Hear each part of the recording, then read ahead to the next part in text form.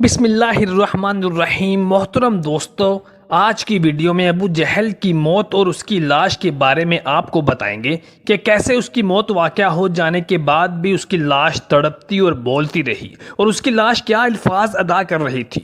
تفصیلات جاننے کے لیے ویڈیو کو آخر تک ملاحظہ فرمائیے گا۔ ابو جہل وہ بدبخت کافر تھا جس نے ساری زندگی نبی کریم صلی اللہ علیہ وآلہ وسلم کو تکالیف اور دکھ اور اذیتیں دی۔ فرعون اور نمرود کی موت کی طرح ابو جہل کی موت بھی ذلت آمیز اور رسوائی آمیز تھی۔ اس بدبخت ابو جہل نے نبی کریم صلی اللہ علیہ وآلہ وسلم پر نہ صرف ظلم و زیادتیوں کے پہاڑ توڑے بلکہ آپ صلی اللہ علیہ وسلم کو قتل اور شہید کرنے کی بھی سازشیں کرتا رہتا تھا۔ سیدنا عبد الرحمن بن عوف سے مروی ہے کہ جنگ بدر کا میدان لگا ہوا تھا۔ دو نوعمر لڑکے معاذ اور معوذ رضی اللہ تعالیٰ عنہ میرے پاس آئے۔ انہوں نے مجھ سے دریافت کیا کہ چچا جان، ان لوگوں میں ابو جہل کون ہے؟ میں نے ہاتھ کا اشارہ کرتے ہوئے انہیں بتایا کہ وہ ابو جہل ہے۔ انہوں نے کہا کہ چچا جان، اس ظالم نے تو حد کر دی ہے۔ یہ ہمارے پیارے نبی کو دکھ اور تکالیف پہنچاتا ہے اور ان کو برا بھلا بھی کہتا ہے۔ ہم آج اس کو قتل کر کے چھوڑیں گے۔ سیدنا عبد الرحمن بن عوف رضی اللہ تعالیٰ عنہ فرماتے ہیں کہ جیسے ہی میں نے ان کم عمر بچوں کو ابو جہل کا بتایا تو وہ بچے بجلی کی رفتار سے ابو جہل کی طرف بھاگے اور انہوں نے ابو جہل پر جاتے ہی ایک زوردار ضرب لگائی اور ان کی پہلی ہی ضرب سے ابو جہل اونٹ سے نیچے گر گیا۔ پھر انہوں نے ابو جہل کے پاؤں پر تلوار کا وار کر کے اس کا پاؤں اس کی ٹانگ سے الگ کر دیا۔ عبد الرحمن بن عوف رضی اللہ تعالیٰ عنہ بتاتے ہیں کہ ان بچوں کی طرف سے اس طرح کے حملے کا گمان کسی کو بھی نہ تھا۔ خود ابو جہل کو بھی گمان نہ تھا۔ یہ سب کچھ اس طرح سے اچانک ہوا کہ اس کو سنبھلنے کا موقع ہی نہ ملا۔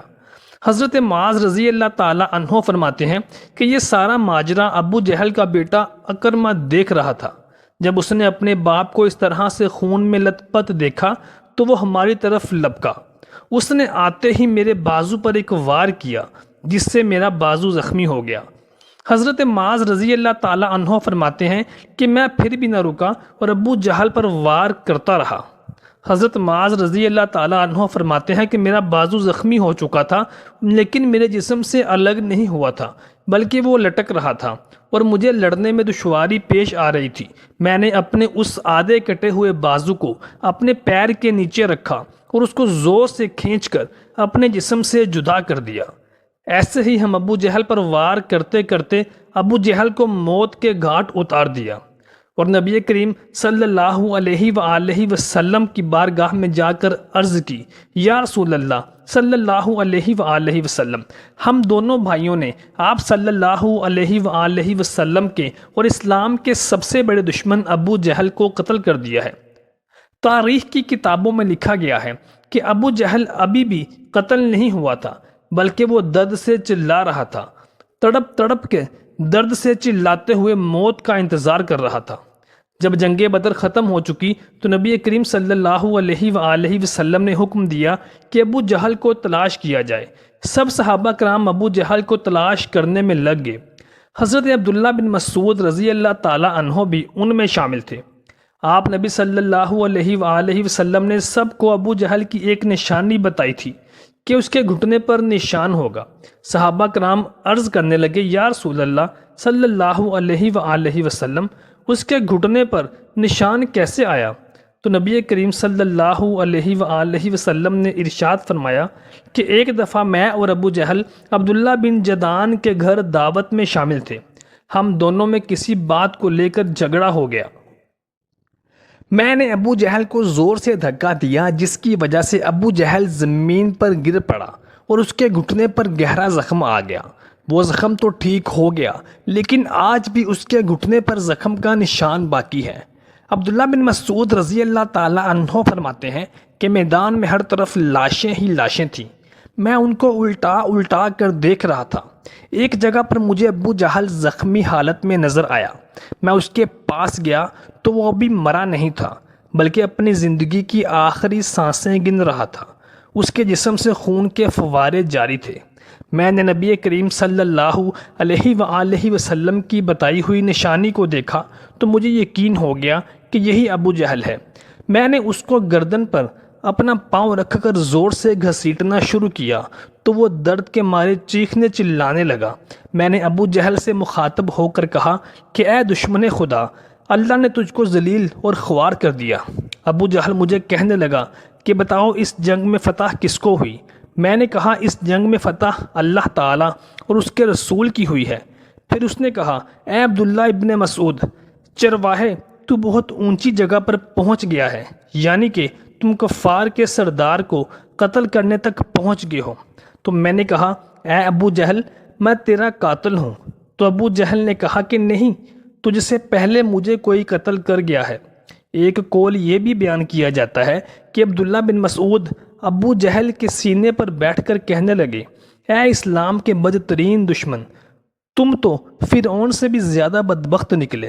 فرعون نے تو پھر بھی مرتے وقت اپنی غلطیوں اور کوتاہیوں کو مان لیا تھا، لیکن تو ایسا ڈھیٹ ہے، اس طرح کا بڑا دشمن ہے اسلام کا، اللہ کے رسول کا، کہ تو اب بھی نہیں مانتا۔ یہ سن کر ابو جہل نے جواب دیا کہ اپنے آقا کو جا کر میرا یہ پیغام دینا کہ ابو جہل تو اس دنیا سے چلا گیا ہے، لیکن وہ یہ پیغام دے کے گیا ہے کہ محمد صلی اللہ علیہ وآلہ وسلم کا اور اسلام کا سب سے بڑا دشمن میں یعنی ابو جہل ہی ہوں۔ ابو جہل کی زبان سے یہ سن کر میں نے ابو جہل کی تلوار پکڑی اور اسی سے اس کے جسم سے اس کا سر جدا کر دیا۔ عبداللہ بن مسعود رضی اللہ تعالیٰ عنہ فرماتے ہیں کہ میں نے اس کے جسم سے اس کے سر کو جدا کیا اور نبی کریم صلی اللہ علیہ وآلہ وسلم کی بارگاہ میں لے گیا۔ نبی کریم صلی اللہ علیہ وآلہ وسلم کی بارگاہ میں ابو جہل کا سر پیش کرتے ہوئے میں نے عرض کی یا رسول اللہ، یہ لیجئے ابو جہل کا سر۔ نبی صلی اللہ علیہ وآلہ وسلم نے ارشاد فرمایا کہ قسم ہے اس ذات کی جس کے قبضے میں میری جان ہے، بے شک یہی تو ابو جہل کا سر ہے۔ پھر آپ صلی اللہ علیہ وآلہ وسلم نے ابو جہل کے سر کے پاس کھڑے ہو کر فرمایا یہ کافر ابو جہل ہے، اس امت کا سب سے خطرناک اور بڑا اور ظالم فرعون تھا۔ ہر امت میں ایک فرعون ہوتا ہے، جبکہ میری امت کا فرعون ابو جہل تھا۔ اللہ کا لاکھ لاکھ شکر ہے کہ یہ بدبخت ہلاک ہو گیا ہے۔ روایات میں اس طرح سے بیان کیا گیا ہے کہ نبی کریم صلی اللہ علیہ وآلہ وسلم نے شکرانے کے نوافل ادا کیے۔ آپ صلی اللہ علیہ وآلہ وسلم کے حکم سے ابو جہل کی لاش، اس کا سر اور قریش کے باقی 24 سرداروں کی لاشوں کو ایک کنویں میں پھینک دیا گیا۔ اس کے بعد نبی کریم صلی اللہ علیہ وآلہ وسلم 3 دن میدان بدر میں رہے اور جاتے ہوئے اس کنویں پر بھی گئے جہاں کفار مکہ کی لاشیں پھینکی گئی تھیں۔ آپ صلی اللہ علیہ وآلہ وسلم نے کنویں پر کھڑے ہو کر ان لاشوں کو مخاطب کر کے یہ فرمایا کہ اے کنویں میں پھینکی گئی لاشوں، کیا تم نے اللہ کے وعدے کو پورا ہوتا ہوئے پا لیا؟ اللہ کا وعدہ سچ ثابت ہوا۔ حضرت انس رضی اللہ تعالیٰ عنہ سے روایت ہے کہ نبی کریم صلی اللہ علیہ وآلہ وسلم نے آدھی رات کے وقت ان تمام لاشوں کے نام لے کر فرمایا کہ اے ابو جہل بن ہشام، اے عتبہ بن ربیعہ۔ اسی طرح نبی صلی اللہ علیہ وآلہ وسلم نے باقی سبھی لاشوں کے نام لیتے ہوئے فرمایا کہ کیا تم نے آج رب کائنات کا وعدہ پورا ہوتے ہوئے دیکھ لیا ہے؟ کیا تم نے آج اپنے خداؤں، اپنے بتوں کا وعدہ سچ پایا یا میرے اللہ کا جو مجھ سے وعدہ تھا وہ سچ پایا؟ اس پر صحابہ کرام نے عرض کی یا رسول اللہ صلی اللہ علیہ وآلہ وسلم، آپ لاشوں سے باتیں کر رہے ہیں؟ تو آپ صلی اللہ علیہ وآلہ وسلم نے فرمایا کہ جو باتیں میں ان سے کر رہا ہوں تم ان لاشوں سے زیادہ نہیں سنتے، بس یہ لاشیں بول نہیں سکتی لیکن سب کچھ سن سکتی ہیں۔ محترم دوستو، امید کرتے ہیں کہ آپ کو ہماری آج کی ویڈیو پسند آئی ہوگی۔ برائے مہربانی ہماری ویڈیوز کو دیکھنے کے لیے ہمارے چینل کو سبسکرائب کر لیجئے اور